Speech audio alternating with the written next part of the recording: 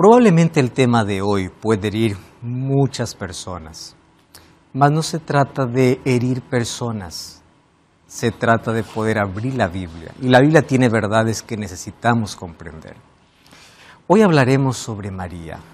Y yo quiero dejar en claro, antes de poder abordar este tema, lo siguiente. Como cristianos, María es una mujer digna de poder ser admirada, de inspirar a tantas mujeres, pureza, el hecho de ser obediente al plan que Dios tiene para la vida. Es una mujer admirable como otras mujeres en la Biblia. Y ella recibió el enorme privilegio que toda mujer quería, ser la madre del Mesías. Eso trajo tanta bendición para su vida. Y claro, esa bendición también la disfrutamos nosotros, porque es a través de ella que Jesús vino y se encarnó. Sin embargo, cuando abrimos la Biblia, no existe adoración, ni veneración, ni intercesión a través de María. La Biblia es clara que el único mediador, intercesor y digno de ser reverenciado y adorado es Jesucristo. Entonces, esto no tiene que ver con tu fe en Dios. Esto tiene que ver con aquello que la Biblia dice y enseña, porque hoy vas a fortalecer tu fe en Cristo, en el Creador y no en la criatura. Y espero que en el estudio de hoy tú puedas tener el corazón dispuesto no para escucharme a mí, sino para ver lo que la palabra dice. Así que invito para que puedas tomar tu Biblia y juntos podamos estudiar este tema. Hoy hablaremos, ¿María es intercesora? ¿María es la madre de todos los habitantes? ¿María necesita ser venerada? Bienvenido a un capítulo más de Biblia Fácil.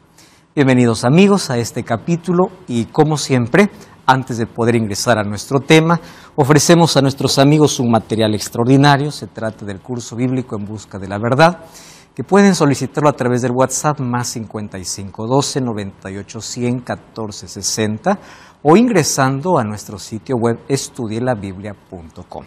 Allí puedes solicitar este material, es totalmente gratis. Y tú puedes disfrutar de su contenido porque es el estudio de la palabra de Dios. Estamos listos entonces para abordar nuestro tema de hoy y como siempre antes pedimos la dirección de Dios. Oramos.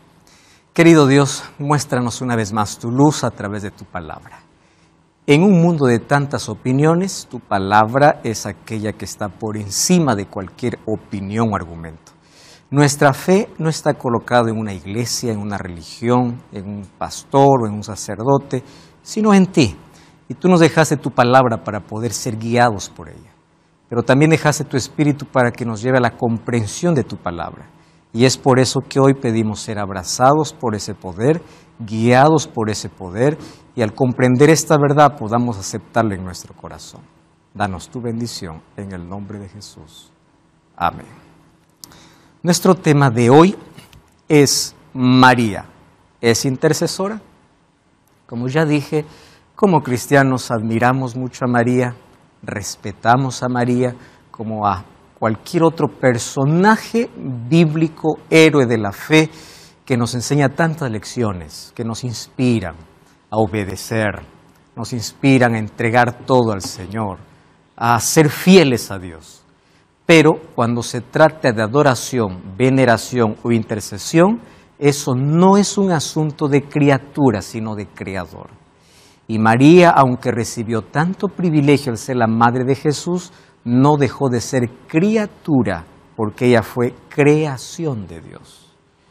Hay una diferencia enorme entre creador y criatura. Y el único que debe ser reverenciado, adorado, es el creador, no la criatura. Más hoy entonces con mucho cariño y respeto queremos abordar este tema desde el punto de vista bíblico. Así que te voy a invitar para que juntos podamos dialogar sobre este tema. ¿Sabes qué es interesante? Que hoy nuestro siglo es conocido como la era de María. ¿Y por qué razón? Porque existe un despertar religioso tremendo. Obviamente dentro del catolicismo, pero también dentro del cristianismo y otras religiones. Ese despertar ha hecho que algunos escritores puedan denominar al siglo XXI la era de María. Este es el siglo de las peregrinaciones marianas, Hay tantos monumentos y tantas fiestas en honor a María y tantas peregrinaciones hechas para María. Ahora, hay santuarios marianos para poder demostrar veneración y a esto se le añade algunos milagros, que por ahí algunos cuentan, las ciertas apariciones de María. No sé, ustedes han escuchado algunas de esas historias y bueno, todo esto agrega para que este siglo pueda ser conocido como el siglo o la era de María. Es interesante que en esta era de María, María es considerada modelo de santidad y abnegación y una palabra que no puede dejarse pasar por alto porque en esto se basa en sí la creencia fundamental, es la perpetua virginidad de María, que eso lo abordaremos de aquí con el estudio de la Biblia. Entonces, María es vista como la Virgen perpetua y es vista como la modelo de santidad y abnegación. Tanto así que históricamente, en el año 431, que fue el Concilio de Éfeso, por primera vez se hace una declaración dogmática para María. Y esa declaración dogmática decía así: María debe ser honrada como Theotokos. Theotokos, ¿qué significa? Madre de Dios. Interesante, ¿no? La declaración. Ella es la Madre de Dios. Entonces, allí viene la primera declaración dogmática. En el siglo XIX, el Papa Pío IX proclamó el dogma católico de la Inmaculada Concepción. Entonces, a partir de ahora, vamos a ver lo que dice la historia y cómo de manera gradual fueron cada vez elevando a María.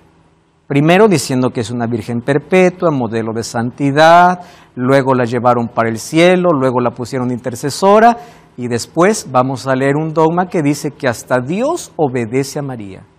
Imagínense, el Creador obedeciendo a la criatura. Entonces, eso no fue de la noche a la mañana, esto fue de manera gradual, cada vez avanzaba en el tiempo. Entonces, comienza en el año 431 con la primera declaración dogmática y a partir de allí va creciendo. Entonces, en el siglo XIX se proclama el dogma de la Inmaculada Concepción. Juan Pablo II tenía una tremenda veneración a María, tanto así que en el año 1958, cuando Juan Pablo II allí se consagra como obispo, él manda decorar su escudo de armas con la letra M. Y la letra M estaba bordada con oro. Era la M de oro. Y allí coloca una inscripción, ¿no? en esa letra. Y eligió como lema, Totus tu sum María, que significa yo soy totalmente tuyo, María. Entonces, vamos a ver en el estudio de hoy que cuando se habla de María, Jesús está totalmente subordinado, desplazado y María es exaltada. Tanto así que Juan Pablo II se entregó completamente y en su devoción dijo, yo no soy totalmente de Jesús ni nada, yo soy totalmente de María, ¿no? Y en su escudo de armas él colocó la letra M justamente con esa intención. Algunos escritores señalan de que María puede ser la esperanza para unir varias religiones.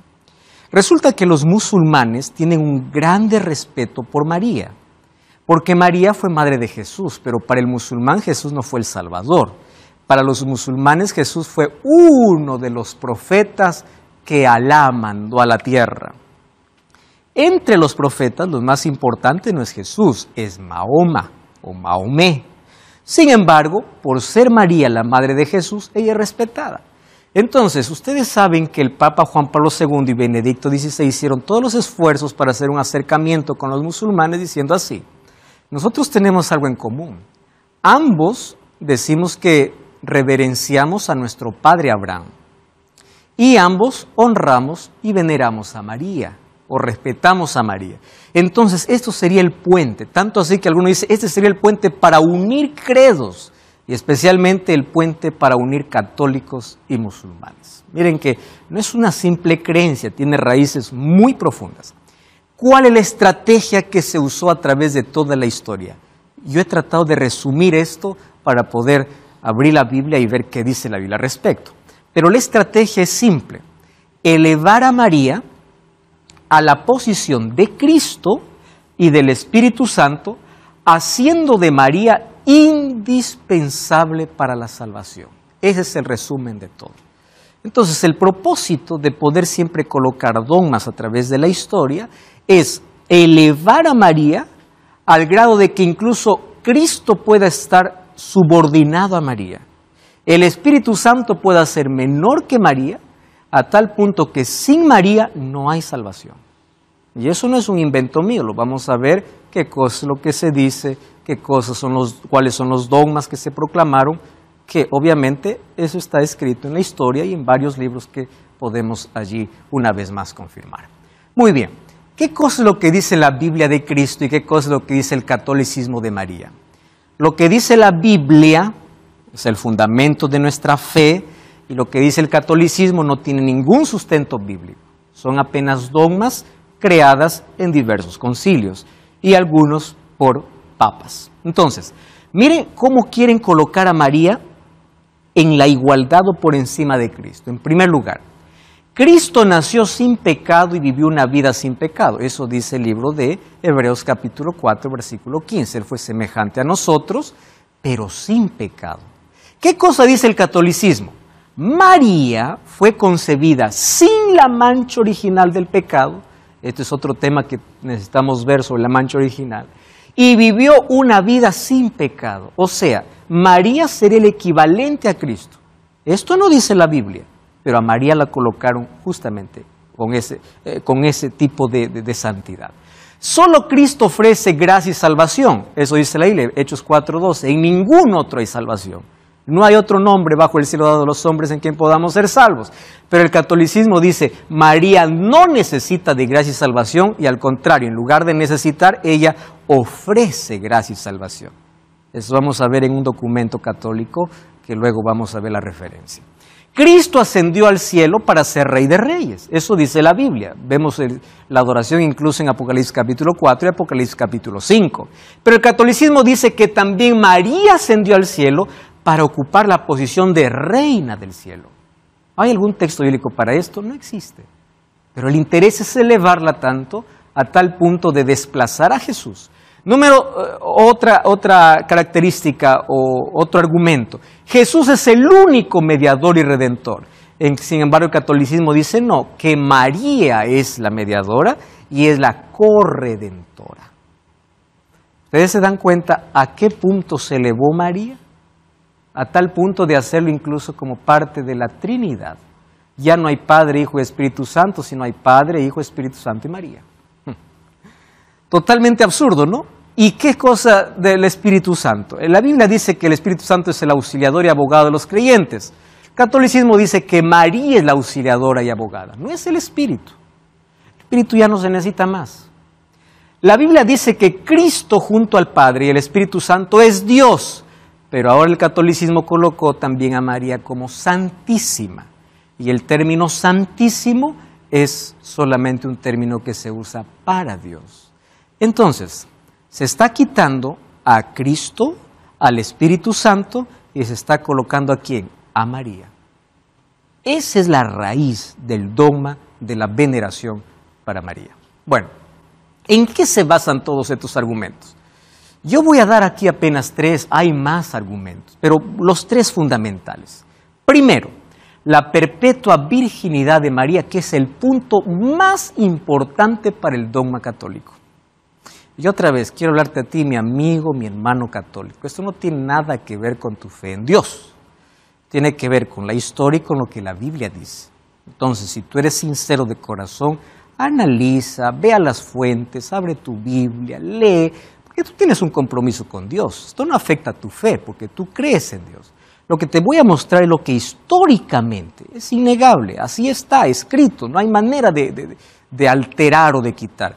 Y luego tú vas a sacar tu conclusión, si continuar venerando, si continuar adorando a María, continuar teniendo el concepto que tienes, o simplemente respetarla, admirarla, seguir su ejemplo, pero no al punto de venerarla. Entonces, el primer argumento sólido para el dogma es la perpetuidad o la perpetua virginidad de María. Porque el primer paralelo entre Cristo y María es impecabilidad, los dos son sin pecado. sin pecado desde su concepción hasta la asunción al cielo. Interesante, ¿no? La perpetua virginidad e inmaculada concepción es el primer argumento para que ella pueda ser hoy intercesora. Ahora, es importante notar que en el Concilio de Letrán, que fue en el año 649, allí se resaltó la tríplice virginidad de María. Entonces, ahí se confirmó, en un concilio. ¿Y qué cosa se dijo allí? Que antes, durante y después del nacimiento de Jesús, ella se mantuvo virgen. Ustedes pueden decir, pero ¿por qué tanto énfasis en eso? Ahora viene la explicación. Según dice este argumento, que María, cuando dio a luz a Jesús, no hubo abertura de útero, no hubo rompimiento de himen y no hubo absolutamente nada. Fue un milagro y fue sin dolor. La Biblia nunca declara eso, más eso es la base para poder decir que fue una perpetua Virgen María. Entonces, la virginidad de María es vista como una condición esencial para su ministerio de redención. ¿Por qué? Aquí está la razón. Porque para el catolicismo, obviamente, el sexo está asociado al pecado. Entonces, mientras que la virginidad es un prerequisito para alcanzar un nivel más alto de santidad. Eso no dice la Biblia. Porque el sexo fue colocado por Dios para la pareja antes de la entrada del pecado. Pero en el concepto es importante la perpetua virginidad de María. ¿Por qué? Porque ellos asociaron mucho el sexo con el pecado. Y es por eso que la perpetua virginidad de María y su impecabilidad lo capacitan como redentora y dadora de la gracia de Cristo. ¿Por qué? Justamente porque ella fue una perpetua virgen. Ahora entienden por qué los sacerdotes y el clero no pueden tener esposa. Porque eso sería, ¿qué cosa? Romper el nivel de santidad. Que eso es totalmente antibíblico, porque la Biblia no declara eso. Entonces, aquí está el catolicismo, 1924, página 126, declara lo siguiente. El catecismo resume, María permaneció virgen concibiendo su hijo, virgen al darlo a luz, virgen al alimentarlo y virgen para siempre. Otra vez, hay un énfasis en esto, porque ya les mencioné, para ellos el sexo está asociado al pecado, que eso es totalmente contrario a lo que la Biblia dice. Catolicismo, página 494. Esto me interesa, me llama la atención, miren hasta qué punto elevaron a María. Ella, dice, obedeciendo, se hizo causa de la salvación para sí misma como para todo género humano. En otras palabras, ella no necesitó de un salvador. Y ella incluso puede salvar al ser humano. El nudo de la desobediencia de Eva fue deshecho por María. Por eso vino la muerte por Eva y la vida por María. Esto es totalmente antibíblico. ¿Por qué? Porque el apóstol Pablo va a decir en Romanos, por uno entró la muerte y por uno entró la vida. Y no es María. ¿Quién es? Jesús. Pero en lugar de Jesús, ¿a quién colocaron? A María. Y esto no es un invento mío, está en el catolicismo, ¿no? Página 494 del año 1994. ¿Qué dice la Biblia al respecto? Hasta aquí una pausa para abrir la Biblia. Vamos a Romanos capítulo 3, versículo 23. Romanos capítulo 3, versículo 23 dice así. Por cuanto todos pecaron y están destituidos de la gloria de Dios. ¿Qué cosa es todo? No excluye a nadie. Pablo hubiese dicho, todos con excepción de María han pecado. Si es que María realmente fuese impecable, ¿no? Pero no dice, por cuanto todos pecaron. Y por cuanto todos pecaron, todos están destituidos de la gloria de Dios. ¿Qué cosa dice el libro de 1 Timoteo capítulo 2, versículo 5? El apóstol Pablo una vez más escribiendo a Timoteo. 1 de Timoteo capítulo 2, versículo 5. Allí dice el apóstol Pablo, porque hay un solo Dios, un solo mediador entre Dios y los hombres. No es María, ¿qué dice la Biblia? Jesucristo. La Biblia es clara. ¿Qué cosa dice el libro de Hebreos capítulo 4, versículo 15? El texto que yo ya lo mencioné, pero vale la pena leerlo. Hebreos capítulo 4, versículo 15. Dice así. No tenemos un sumo sacerdote que no pueda compadecerse de nuestras debilidades, sino uno que fue tentado en todo según nuestra semejanza, pero sin pecado. El único que vino a encarnarse y ser como semejante al ser humano, ser como hombre, tener la naturaleza humana pero sin pecado, es Cristo. Fuera de Cristo nadie tiene una naturaleza impecable, nadie. David, ¿qué cosa decía? En pecado he sido formado y en pecado me concibió mi madre. No existe una excepción a esta regla. Es más, María dijo que se regocija en Dios su Salvador. Nadie reconoce a Jesús como Salvador si no se considera pecador. Entonces, ¿cómo es que llegó todos estos argumentos? Vamos a continuar viendo la historia y luego vamos a ver qué cosa responde la Biblia. María dice que era virgen antes, en la hora y después del nacimiento de Jesús. Muy bien. ¿Qué cosa dice la Biblia? La Biblia dice que María era virgen, sí. Isaías 7:14, Mateo 1:18. Dice que fue virgen hasta el momento de concebir a Jesús.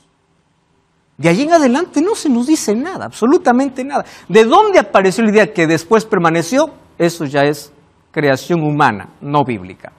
Las raíces del dogma de perpetua virginidad, ¿dónde se creó? En un ambiente pagano, cuando se enfatizó el celibato dentro de ciertas religiones paganas. Entonces, esto apareció después de la Iglesia Apostólica, ¿correcto? Después del primer siglo. Las relaciones sexuales dentro del casamiento eran sospechas de pecado. Y ese punto de vista llevó a Agustino, recordemos que Agustino va a formar gran parte de las creencias católicas. Agustino lo llevó a enseñar de que el pecado original se transmite a través de las relaciones sexuales. ¿De dónde sacó eso? ¿De la Biblia? No. Las religiones paganas ya comenzaron a prohibir. Incluso el apóstol Pablo va a decir en 2 Timoteo capítulo 4, cuidado de aquellos que prohíben hasta casarse o de comer hasta ciertos alimentos que son puros, porque todo lo llamaban pecado. Agustino toma esa idea y lo coloca dentro del catolicismo. Y a partir de allí se arma todo este argumento para poder adorar a María. Entonces esta idea se consolida en la tradición del celibato también para padres y sacerdotes. Entonces, este argumento derriba la idea, ¿qué idea? De que Jesús es el Dios hombre, que se tornó en las cosas semejante a sus hermanos. No dice que fue diferente. ¿De dónde sale la idea que el nacimiento de Jesús fue diferente? Cuando Hebreos 2:17 dice que Él se tornó hombre semejante, igual que todos. Cuando nosotros decimos lo que dice aquí este dogma, hacemos que la humanidad de Cristo ya no sea como la Biblia menciona. Se ve totalmente comprometida. Entonces vamos a ver qué dice la Biblia. Número 1. ¿La Biblia enseña que el sexo es pecaminoso? No. Génesis 1:31 dice que todo lo que Dios había hecho era bueno. Y eso estaba dentro de la semana de la creación, donde Dios crea al hombre y a la mujer y los bendice y los une.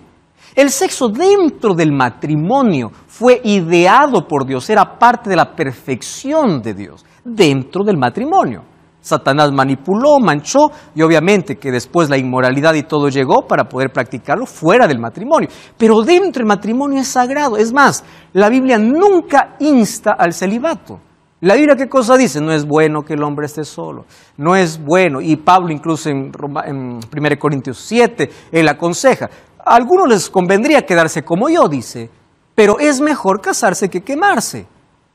Entonces, Pablo insta incluso al matrimonio, la Biblia insta para el matrimonio. Y la Biblia elogia a mujeres consagradas a Dios como Ana al ser madres y dedicar sus hijos al Señor. ¿Esto qué me indica? Que el nacimiento de Jesús fue normal. Gálatas 4:4 dice, Jesús vino nacido de mujer. No hay ningún adjetivo para eso. Una mujer impecable, una mujer que no sintió dolor. No, como todas las mujeres. Exactamente así. Ahora, ¿qué cosa es lo que algunos mencionan para poder justificar este argumento? Mateo 1:18. Fíjense, vamos a leer ese texto, ¿ya? Porque es interesante para poder responder justamente ese asunto de la perpetua virginidad. Mateo capítulo 1, versículo 18. Dice, el nacimiento de Jesucristo fue así, estando desposada María, su madre, con José.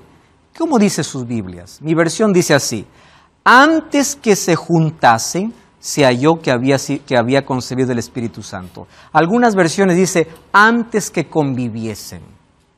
¿Qué cosa es lo que nos está diciendo aquí Mateo? antes de tener relaciones sexuales, María quedó embarazada. Entonces, cuando dice antes, quiere decir que después del nacimiento de Jesús, ellos tuvieron su vida normal. El texto dice, antes, estando desposada María, su madre, con José, antes que se juntasen, se halló que había concebido el Espíritu Santo. Y ahí el verbo que se usa es sunerchomai, que da a entender que obviamente tuvieron relaciones después del nacimiento de Jesús. ¿Qué cosa dice Mateo 1:25? El texto más claro todavía. Miren lo que dice el versículo 25. Pero no la conoció, hablando de José, hasta que dio a luz a su hijo primogénito y le dio por nombre Jesús. ¿Ustedes saben qué significa la palabra conocer? Cuando vamos a Génesis capítulo 4, versículo 1 dice, Adán conoció a su esposa y dio a luz a su primer hijo Caín. ¿Qué significa conocer en la Biblia? Tener intimidad. ¿Y qué cosa dice aquí el texto? Que José no lo conoció, o sea, no tuvo intimidad hasta, ¿qué significa hasta? Que después pudo. Hasta que tuvo a su hijo primogénito. Ahora, al decir que dijo su hijo primogénito, quiere decir que tuvo más hijos. Porque nadie puede decir a su hijo primogénito si solo hay uno. Cuando hay uno, ¿qué cosa se dice? Unigénito o único. Pero no dice su único, dice primogénito. ¿Correcto? Ahora, Lucas 2:7 dice otra vez, dio a luz a su primogénito, no dice único. Entonces ahí hay una palabra, monogenes o prototokon. ¿Qué cosa significa? No utilizó la palabra único, monogenes. Utilizó primogénito. Tuvo más después. Si Mateo hubiese querido comunicar la idea de perpetua virginidad, hubiese escrito, José jamás lo conoció. Punto final. Ahora sí podemos decir que el dogma católico está bien. Pero la Biblia no menciona eso. ¿Te estás dando cuenta que este dogma está en contra de varias cosas que la Biblia menciona? No cambies el canal, vamos a una brevísima pausa, ya regresamos aquí en Biblia Fácil. Pastor, en Juan 19:26 dice, estando Jesús ya en la cruz, vio a María y al discípulo juntos y le dice a María, mujer, he aquí a tu hijo, y al discípulo, he aquí a tu madre. Con ese acto Jesús nos está nombrando a María como madre de todo. Hoy estamos hablando sobre cómo el dogma de la perpetua virginidad de María y otros asuntos se elevaron a María a tal punto de hacerla redentora, dadora de toda gracia. Muy bien, ya vimos algunos argumentos hasta aquí. Es interesante cuando nosotros vemos en Mateo capítulo 13, le dicen a Jesús, tus hermanos y tu madre te buscan. Hay algunos que dicen, no, pues los hermanos no eran hermanos, eran primos, eran sobrinos. No. Ustedes saben que en el griego, para cada pariente hay un término diferente, es diferente al hebreo. En el hebreo solamente hay un término para antepasado, que puede ser padre, abuelo, primo, sobrino, pero en el griego no. En el griego, por ejemplo, existe la palabra adelphos para decir hermano, homopatrio para decir medio hermano. Existe la palabra anepsios para decir primo. Entonces, cuando dice tus hermanos, eran hermanos, hermanos de Jesús. Ahora, ¿por qué es que Mateo usaría el término hermano si es que emplea la palabra madre de manera literal? No estaba hablando de manera figurada. Y Jesús obviamente les puede decir que su madre y sus hermanos son los que hacen la voluntad del Padre. Pero en sí, lo que le dijeron a Jesús eran sus hermanos literales. Incluso en los evangelios, en las cartas, encontramos a uno que es hermano de Jesús. Hay varios textos, ¿no?, que hablan sobre el ambiente familiar. Ahora, Lucas capítulo 2, versículo 5 dice que María y José viajaron para Belén para ser empadronados. Este empadronamiento era para toda la familia. Y aquí viene una respuesta interesante. Si los hermanos de Jesús hubiesen sido medios hermanos, significa que José ya los habría tenido cuando Jesús nació. Y eso significa que al empadronamiento de Belén no hubiese solamente ido José y María, sino también los hijos de José. Pero eso en ningún texto menciona. Dice que solamente fueron José, María, y María está embarazada. Luego, cuando huyeron para Egipto, José, María y Jesús. No se habla de otros hijos. Eso significa que los hermanos de Jesús, probablemente y bíblicamente, nacieron después de Jesús. Incluso la incredulidad de los hermanos hizo que Jesús no haga muchos milagros en su propia tierra. Ahora, otros dicen, no, es que María decidió ser virgen perpetua. Sí, ella decidió porque era novia de José. Número 2, la idea de José y María viviendo en un estado de perpetuo celibato va en contra del ideal de Dios. Así que esto es totalmente absurdo. Y ahí viene un segundo argumento. Ya que bíblicamente no está respaldado el primero, vamos a ver cuál es el segundo argumento para elevarla tanto a María. Segundo argumento, la Inmaculada Concepción. ¿De qué se trata la Inmaculada Concepción? De que ella es la única mujer que nació sin pecado. Todos los seres humanos nacen pecadores, menos María. Ahora, es interesante que nosotros podamos hacer una diferencia. La Biblia enseña sobre la concepción virginal, mas no la concepción inmaculada. ¿De qué se trata? Phyllis Schaff escribe en Credos sobre el cristianismo, dice así: desde el punto de vista romano, el dogma de la Inmaculada Concepción completa la mariolatría desarrollada etapa por etapa, desde la perpetua virginidad, ahora ser libre de pecado. La única cosa que falta, dice, es oficializar el dogma de la ascensión de María al cielo. Claro, es que lo escribió cuando todavía no existía ese dogma, que hace mucho tiempo y es una creencia popular en la Iglesia Católica. Si ustedes se dan cuenta, todo esto va etapa por etapa. Primero concepción virginal, luego ahora viene la concepción inmaculada. Cada vez lo están ascendiendo más. Y eso no demoró mucho tiempo. ¿Por qué? Porque Pío IX promulgó el 8 de diciembre de 1854 en la fiesta de la Concepción, allí Infabilis Deus. ¿Y qué cosa es lo que dijo Pío IX? En presencia de más de 200 cardenales y obispos, proclamó este dogma. Nosotros declaramos, pronunciamos y definimos, escuchen aquí, que la doctrina según la bendita Virgen María, en el primer instante de su concepción, por gracia singular y privilegio de Dios, fue preservada inmune de toda mancha de pecado original. Esta es una doctrina revelada por Dios, por esta razón debe ser creída por los fieles. ¿Está en la Biblia? No, fue un dogma que colocó ¿quién? Pío IX, en el año de 1854.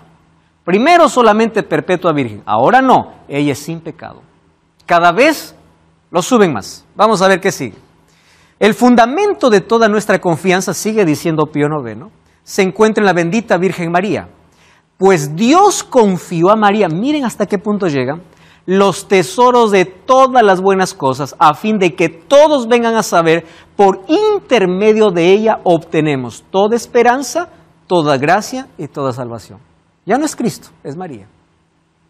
¿Por dónde se obtiene la gracia? Es por María. Esperanza por María, salvación por María, pues es la voluntad divina que obtengamos todo por intermedio de María. O sea, Cristo ya no existe más. Solamente es una figura por allí. Así hicieron de María la indispensable de toda esperanza, gracia y salvación. Por eso es que la Iglesia Católica exalta a María a la posición redentora que solo le pertenece a Cristo. La adoración a María hoy es superior a la adoración a Cristo. Hay más templos para María que para Cristo. Hay más santuarios para María que para Cristo. Ella es más invocada que Cristo para interceder. Es considerada la fuente de toda gracia, mediador entre Cristo y todo creyente. Interesante, ¿verdad? ¿Y qué cosa dice el Catecismo? Página 252. El Nuevo Catecismo de la Iglesia Católica afirma que María coopera en la obra del Salvador para restauración de la vida sobrenatural de las almas. Por ese motivo se tornó madre en orden de gracia. ¿Y qué cosa es lo que podemos decir sobre esto? El ministerio celestial que ellos colocaron de María oscurece el papel de Cristo. Porque si es posible obtener gracia y salvación por medio de María, ¿para qué el ministerio de Cristo? Ya no sirve. Es totalmente innecesario si todo se tiene por María. La adoración a María es una suplantación de la adoración a Cristo. Y el resultado es que la adoración se coloca donde no se debe, en la criatura en lugar del Creador. Ese es el mayor problema. Y la Inmaculada Concepción fue el primer dogma católico definido exclusivamente por autoridad papal. ¿Qué papa? Papa Pío IX. Paola, tienes una pregunta. Sí, pastor. Sabiendo todo esto, mi pregunta es pecado orar a María? Sí, porque primero María no está en el cielo, no es la reina del cielo, no escucha oraciones y las oraciones deben ser solamente a Jesús. Entiendo.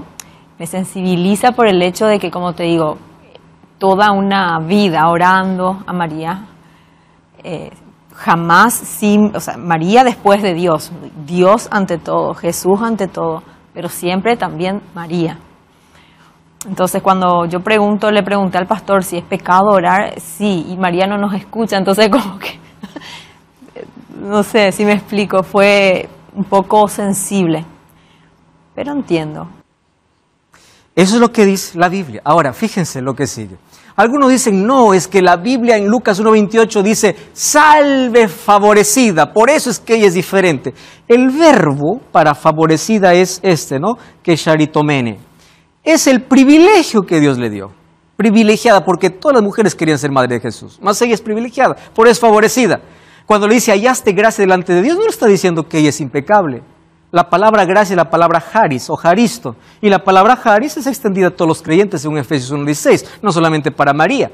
Incluso María dijo en Lucas 1:46, mi alma se regocija en Dios mi Salvador. Al reconocer a Dios como Salvador, ella se consideraba pecadora, porque el único que nació y vivió sin pecado, ¿quién fue? Jesús. Entonces, cada vez suben más, un escalón. Ahora vemos el tercer argumento, la asunción corporal. Miren, primero, ¿qué cosa era? Perpetua virginidad. Segundo, ¿qué cosa era? Ella es inmaculada o ella no cometió pecado, es impecable. Tercero, ahora ella lo van a colocar en el cielo. No hay respaldo bíblico para eso, pero ¿qué cosa dice la creencia? Ahora es llevada para ser reina, así como Jesús es el Rey de Reyes. Primero impecable, luego reina del cielo, y después va a ser mediadora, que va a ser el último paso que le van o la última función que le van a colocar a María. Corredentora con Jesús, coopera plenamente con su Hijo en la redención de la humanidad. Entonces, el dogma de la asunción corporal de María fue oficialmente promulgado. Ustedes se dan cuenta, ningún texto bíblico usado hasta aquí. ¿Quién es quien promulga todo esto? Los papas. ¿Qué papa? El anterior fue el Papa Pío IX. Ahora, Pío XII, el 1 de noviembre de 1950, que obviamente el 1 de noviembre es el día de todos los santos, proclama este dogma de la asunción corporal. Y Pío XII dice así, miren, escuchen aquí, con autoridad de Jesús y de los santos apóstoles San Pedro y San Pablo, pronunciamos, declaramos y definimos, porque siempre todos los dogmas tienen esa secuencia, el dogma divinamente revelado que la Inmaculada Madre de Dios, la Virgen María, terminando el curso de su vida terrestre, fue asunta, o sea, llevada en cuerpo y alma a la gloria celestial. Declaramos, definimos y pronunciamos. ¿Quién? La Biblia no, fue el Papa. Para garantizar que el dogma no tenga ningún cuestionamiento, él amenazó y dijo así, si alguien se atreve a negar o poner en duda esta definición, naufrague en la fe divina y católica. Y si alguien intenta infringir nuestra declaración, sepa que incurre la indignación de Dios omnipotente y de los bienaventurados apóstoles Pedro y Pablo. Un hombre lo hizo. Y así llevaron a María al cielo. Henry Dessinger, nota 31, página 647, dice, María alcanzó por fin, como suprema corona de sus privilegios, que fuese preservada de la corrupción del sepulcro y que a semejanza de su Hijo divino, vencida la muerte, fue llevada en cuerpo y alma al cielo, donde refulge, miren qué título le ponen ahora, como reina a la derecha de su Hijo. Reina del cielo. María fue exaltada a la más elevada posición, reina del cielo. Por eso es que hay más oraciones a María que a Cristo. Ahora, ¿qué dice la Biblia? Cuando vamos a Apocalipsis capítulo 4 y capítulo 5 hay una escena de adoración. Y en escena de adoración, ¿quiénes aparecen? Aparece Cristo, aparece el Padre, 24 ancianos, 4 seres vivientes. En ningún momento aparece María. Aparece el Espíritu Santo. Ustedes pueden leer en casa capítulo 4 y capítulo 5 de Apocalipsis. En ningún momento. Si María es la reina, tendría que estar al lado de Cristo en la escena de adoración de Apocalipsis capítulo 4 y 5, porque es la adoración cuando Jesús entró al cielo. Ahora, ella no aparece en la visión. Jeremías incluso advierte a Judá contra el culto a la reina del cielo. Ustedes saben que esto ya era pagano, un culto pagano. Los fenicios lo llamaban Astaret, Ishtar, y en Babilonia, Ishtar en Babilonia y Isis en Egipto. Eso era una abominación, porque ellos ya tenían a una reina del cielo, solo que ahora solamente lo cambiaron de nombre a María. Ah, no, pero en Apocalipsis 12 aparece María. María, en Apocalipsis 12 aparece una mujer que está por dar a luz al hijo varón, pero esa mujer representa a la iglesia, porque es a través del pueblo de Dios que viene Jesucristo, y obviamente dentro del pueblo es elegido María. ¿Y por qué sé eso? Porque esa mujer fue llevada al desierto por 1260 días. ¿En qué momento María fue llevada al desierto por 1260 años o 160 días? Imposible. Entonces, eso está hablando contra la iglesia. ¿Y quién fue arrebatado al cielo? Según Apocalipsis 12, no es la mujer, es Cristo. El Hijo fue arrebatado, dice. No fue la mujer. ¿Cuáles son los dogmas marianos? María como Madre de Dios, ¿cuándo se le declaró? En el Concilio de Éfeso en el año 431. Vamos a ir avanzando, miren hasta dónde llega. Perpetua virginidad de María, ¿cuándo fue proclamada? Concilio de Letrán en el año 649. Otro escalón más.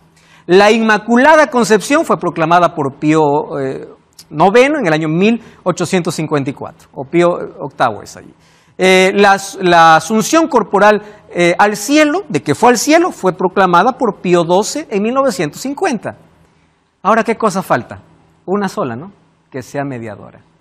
Ustedes saben que hasta ese punto se llegó.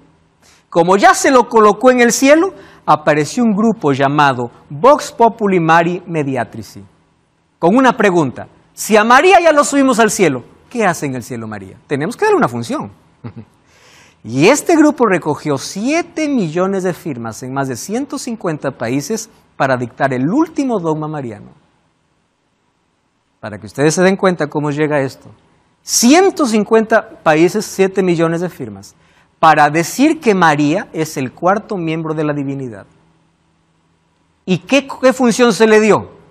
Que ella es la intercesora. ¿Cuál es la diferencia entre adoración y veneración? Adoración es culto y homenaje solo a Dios. La veneración es una honra a la excelencia de una persona. Esto es lo que dice el católico. El católico dice: nosotros no adoramos a María, nosotros veneramos. ¿Verdad? Entonces, ellos hacen una distinción: el culto a Dios y la honra a los santos. Dentro de está María. Pero quiero decirles una cosa. Dentro de la veneración hay un nivel singular para María, que es llamado hiperdulia o veneración especial, que es apenas un poco inferior al de Dios. Sin embargo, la veneración a ella tiene que ser superior a los santos y a los ángeles. Eso se llama la hiperdulia, ¿no? Entonces, más esta distinción que ellos hacen no existe. Esto está solo en el papel. Porque en la realidad, quien es más adorada que Cristo es María. Miren, este texto ya me asusta. Se pide a Dios, mas los pedidos no son concedidos. ¿Qué cosa dice? Que sean solicitadas a María y las obtendremos. Sobre la orden de María, todos obedecen hasta el propio Dios. El libro La Gloria de María, 1931, página 169. Ante la orden de María, hasta Dios obedece. Por eso ya no busquemos más a Dios, sino busquemos a María. Totalmente absurdo. Aquí en ese texto Dios es obligado a recibir órdenes humanas. Y muestra que la distinción entre adoración a Dios y veneración a María no existe, porque más oraciones exaltan a María por encima de Dios. Por eso existen por lo menos 35 fiestas marianas: Anunciación, Inmaculada Concepción, Asunción. ¿Por qué la Biblia lo llama bienaventurada? No solamente lo llama bienaventurada María, otras mujeres también son llamados bienaventurados. Génesis 24, 60, capítulo 26, versículo 29. Y cuando dice tú eres bendita, bendita no solamente fue llamada María. Salmos capítulo 1, versículo 1 y 2 dice bienaventurado. ¿Quiénes son? Aquel que no anduvo en consejo de malos. Bienaventurado es todo aquel que ama a Dios. María, aquí está el concepto que debemos tener claro. María no fue bendita encima de todas las mujeres, ella fue bendita entre todas las mujeres. ¿Por qué entre todas? Porque fue elegida para ser la Madre del Salvador, pero ella nunca fue por encima de todas. Cuando nosotros entendemos esto, vamos a llegar a la conclusión. En el Nuevo Testamento no existe un solo caso de veneración a María. Cuando los magos fueron a ver a Jesús, no se postraron ante María, se postraron ante Jesús. Además, el segundo mandamiento condena la adoración a la criatura. Algunos dicen, no, pero es un auxilio de adoración que crea una imagen mental. La Biblia condena la idolatría. Yo puedo hacer una imagen para representar, pero no para adorar, no para venerar. Para Pablo, idolatría es cambiar la gloria de Dios inmortal por imágenes de seres mortales. ¿Y cuál es el propósito final? Satanás, ¿qué cosa quiere? Desviar el verdadero camino, porque Jesús dijo, yo soy el camino, la verdad y la vida. Pero Satanás presenta otra alternativa. En otras palabras, derribar el ministerio de Cristo, sacando a Jesús del camino. Ese es el propósito. Sí, el tema de María, por supuesto, en mi caso, viniendo de la religión católica, es un tema bastante especial. Pero igualmente no significa que yo esté cerrado a algún tipo de creencia o no, o conocimiento. Porque mucho de lo que dicen los católicos no está en la Biblia. Pastor, en Juan 19:26 dice, estando Jesús ya en la cruz, vio a María y al discípulo juntos y le dice a María, mujer, he aquí a tu hijo, y al discípulo, he aquí a tu madre. Con ese acto Jesús no está nombrando a María como madre de todos y al discípulo, o sea, a los hombres como hijos de María. Ok, te voy a explicar un poquito. Era una responsabilidad judaica poder a los hijos en ciertas situaciones de emergencia encargar el cuidado de los padres a los familiares más cercanos. Pero fíjate una cosa, quien estaba al pie de la cruz no eran ni sus hermanos, porque en otro texto de la Biblia vamos a ver que los hermanos de Jesús incluso le tenían celo y envidia y dieron su ministerio. Quien estaba era Juan. Y recordemos que Juan tenía cierto parentesco incluso con Jesús. Y como estaba al lado de María, le encarga para el cuidado de María, porque al no aparecer José, probablemente José ya murió. Entonces lo que Jesús está encargando es el cuidado de su madre, porque de paso, después de su resurrección, él también iba a volver al cielo. ¿Correcto? Y hablando de la madre, no como madre de Dios, sino como madre de Dios encarnado, Dios hecho hombre. Tenía otra pregunta, Marcelo. Pastor, en caso de que María cumpla las 3 aseveraciones de la Iglesia Católica, la perpetua virginidad, la inmaculada concepción, la asunción corporal, ¿se la podría tomar en cuenta? Primera pregunta. Ajá. Mi segunda consulta es, entonces, ¿dónde entra y dónde llega María? ¿Dónde debemos ponerla a María? Voy a comenzar por la última. María debe ser colocada dentro de la lista de todos los hombres y mujeres que, obedeciendo a Dios, se sometieron a la voluntad de Dios. Como Abraham, como Moisés, como los héroes de la fe. María no tiene que ser rechazada, ignorada. Existe el otro extremo, ¿no? Por decir, María, no, María una mujer de fe, entregada, que me deja tantas lecciones de obediencia, de pureza, de fidelidad, pero nunca venerada. Y ahí respondo tu segunda pregunta. Aun si María cumpliese los requisitos, bíblicamente, te voy a leer un texto bíblico, Apocalipsis capítulo 19, versículo 10. Yo me postré a sus pies para adorarle y él me dijo, mira, no lo hagas. Yo soy consiervo tuyo y de tus hermanos que retienen el testimonio de Jesucristo. Adora a Dios. Juan estaba por adorar a un ángel. Y un ángel, siendo ángel impecable, cuando Juan se arrodilla le dice, no, a mí no me adores. Si los ángeles no reciben adoración, recuerda que el ser humano es un poco menor que los ángeles, dice Salmos capítulo 8. Entonces, somos criaturas, y criaturas no somos venerados. Criaturas somos creados para adorar, no para ser adorados. Cuando tú desvías el foco de vista, el punto de vista a Jesús, Satanás va a colocar cualquier camino. Hechos 4:12 dice así. En ningún otro hay salvación, porque no hay otro nombre bajo el cielo dado a los hombres en que podamos ser salvos. ¿Quién es? Jesús. Jesús dice, nadie viene al Padre sino por mí. No dice por María, no dice por Pablo, por Juan, no, por mí. Jesús es el único intercesor, el único digno de adoración, porque Él es el único que Dios hombre, que dio su vida para salvarnos.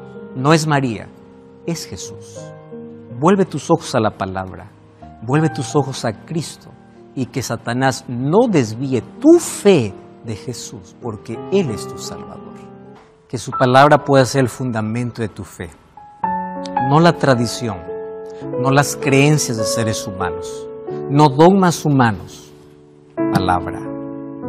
Si tu fe está basada en la palabra, aquí vas a encontrar que hay un solo camino, un solo intercesor, un solo Salvador. Y ese es Jesús. Él es el camino. Él es la vida. Él es tu abogado. No necesitas de otro mediador. Él es el mediador. Y si hoy tú reconoces esa verdad y quieres abrazarla, dile: Señor, acepto tu palabra y yo me someto a ella. Ora conmigo.